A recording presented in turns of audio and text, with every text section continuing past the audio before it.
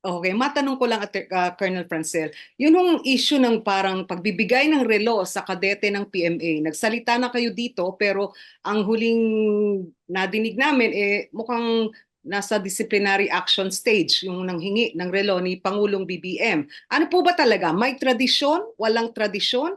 At ano yung disciplinary action na ihahatag doon sa batang nanghihingi ng relo?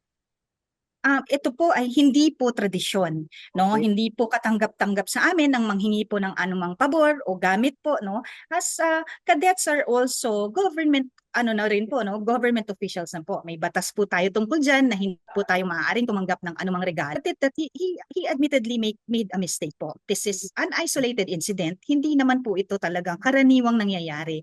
But syempre po, there could be we do not want to speculate, ma'am, no? But of course, pwedeng yung euphoria po, no, na graduating ako, lahat ng paghihirap ko ng 4 na taon, nasa harap ko, walang iba kundi ang Pangulo ng Pilipinas. So maari pong nadala din po siya, no, sa emotion at that point, though we cannot speculate how he was feeling that time. But we admit po that he committed a mistake and he already paid for that mistake by being reprimanded accordingly po in terms of the regulations set forth by the Armed Forces of the Philippines. Okay. So, reprimand would be what? Parang suspension ng benefits o parang dismiss from service? Hindi naman ganon. Hindi naman po, ma'am, but it will serve as a reminder and it will be part of his records that nagkaroon po siya ng ganong pagkakamali. So ito naman po will be a reminder for everyone na rin po, no, na not to commit the same mistake po in the Okay. future.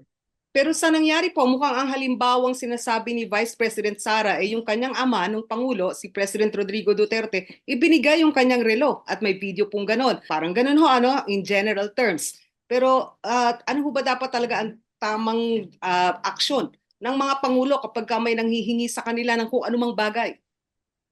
Una sa lahat, ma'am, no, these are two separate incidents and we do not Correct. want to relate both. Hindi rin po natin alam yung circumstances po kung ano po yung nangyari nung unang insidente. Maari pong binigay yon freely, maari pong kung ano man po, hindi po natin talaga alam. We are only judging, no, based on the videos that we see.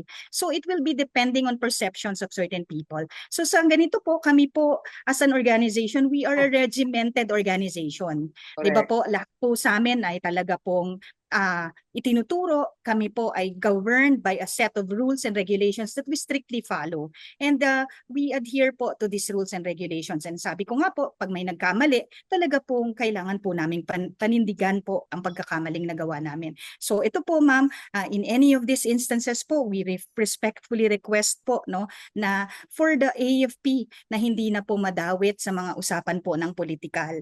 We are a non-partisan organization, professional po kaming lahat and hindi po namin sana gustong madawit ng aming pangalan po being adjudged po, no, by the latest Okta survey as one of the most trusted organizations of the Philippine government. So gusto po naming panindigan ang pagiging trusted namin by being non-partisan and very professional po in our dealings.